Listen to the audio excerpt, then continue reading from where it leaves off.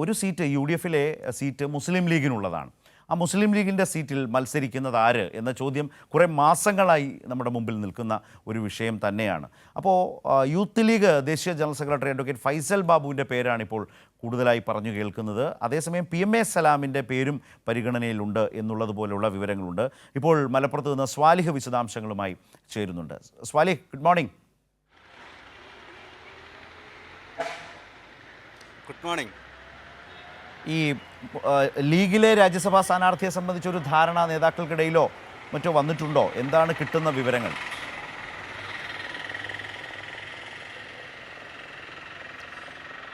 മുസ്ലിം league ഈ ചർച്ചകളിലേക്ക് കടന്നു കഴിഞ്ഞിട്ടുണ്ട്. നേരത്തെ തന്നെ നമുക്കറിയാം, ഇത് പാർലമെൻറ്റിലേക്ക് ഒരു അധിക സീറ്റ് ആവശ്യപ്പെട്ടപ്പോഴാണ് രാജ്യസഭാ സീറ്റ് മുസ്ലിം ലീഗിന് ലഭിച്ചത്. മുസ്ലിം ലീഗ് താൽപ്പര്യം അറിയിച്ചിരുന്ന വയനാട് സീറ്റ് വീണ്ടും ഒഴിവ് വരികയാണ്. രാഹുൽ ഗാന്ധി ഒഴിയുമ്പോൾ പക്ഷേ ഇത് ക്ലെയിം ചെയ്യില്ല എന്ന് ഇന്നലെ PK കുഞ്ഞാലിക്കുട്ടി വ്യക്തമാക്കിയിരുന്നു. അതിനർത്ഥം രാജ്യസഭയിലേക്ക് തന്നെ മുസ്ലിം ലീഗ് പോകുമെന്നാണ്.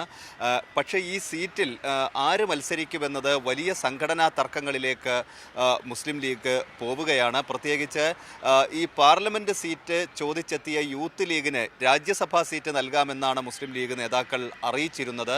പാണക്കാട് തങ്ങളെ നേരിട്ട്, സാദിഖ് അലി തങ്ങളെ നേരിട്ട് യൂത്ത് ലീഗ് നേതാക്കൾ കാണുന്ന സാഹചര്യമൊക്കെ ഉണ്ടായിരുന്നു. ദേശീയ general secretary advocate Faisal Babu, അതോടൊപ്പം തന്നെ സംസ്ഥാന ജനറൽ സെക്രട്ടറി PK ഫിറോസ് തുടങ്ങി 2 പേരുകളാണ് യൂത്ത് ലീഗ് പ്രധാനമായും മുന്നോട്ട് വച്ചിരുന്നത്. ഫൈസൽ ബാബുവിനെ പരിഗണിക്കാമെന്ന് നേതാക്കൾക്കിടയിൽ പൊതുവിൽ ധാരണയാവുകയും വാക്കാൽ ഇക്കാര്യം ഫൈസൽ ബാബുവിനെ അറിയിക്കുകയും ചെയ്തിരുന്നു. എന്നാൽ പിന്നീട് PK കുഞ്ഞാലിക്കുട്ടി PMA സലാമിന് രാജ്യസഭയിലേക്ക് അയക്കണമെന്നൊരാവശ്യം സാദിഖ് അലി തങ്ങളുമായി പങ്കുവച്ചിട്ടുണ്ട്. ഇത്തരത്തിലുള്ള ചർച്ചകൾ മുസ്ലിം ലീഗിൽ നടക്കുന്നുണ്ട്. പക്ഷേ PMA സലാം ഏതെങ്കിലും ഘട്ടത്തിൽ രാജ്യസഭയിലേക്ക് പോകുന്ന ഒരു സാഹചര്യം ഉണ്ടായാൽ പകരം ജനറൽ സെക്രട്ടറി സ്ഥാനം MK മുനീറിന് നൽകേണ്ടി വരും.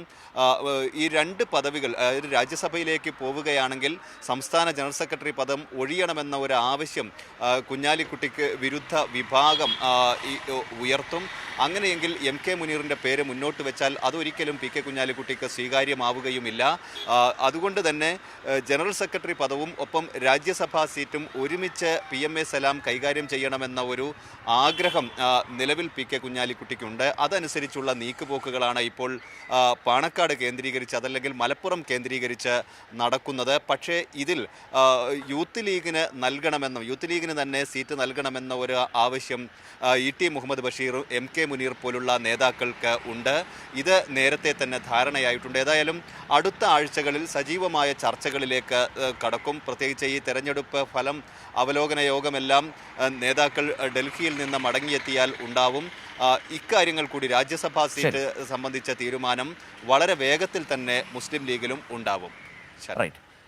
സ്വാലിഹാണ് ലീഗിനുള്ളിൽ രാജ്യസഭാ സ്ഥാനാർത്ഥിയെ നിർണ്ണയിക്കുന്നതുമായി ബന്ധപ്പെട്ട് നിലനിൽക്കുന്ന ആലോചനകളും പ്രശ്നങ്ങളുമൊക്കെ ഇപ്പോൾ മലപ്പുറത്ത് നിന്ന് നമ്മളുമായി പങ്കുവച്ചത്.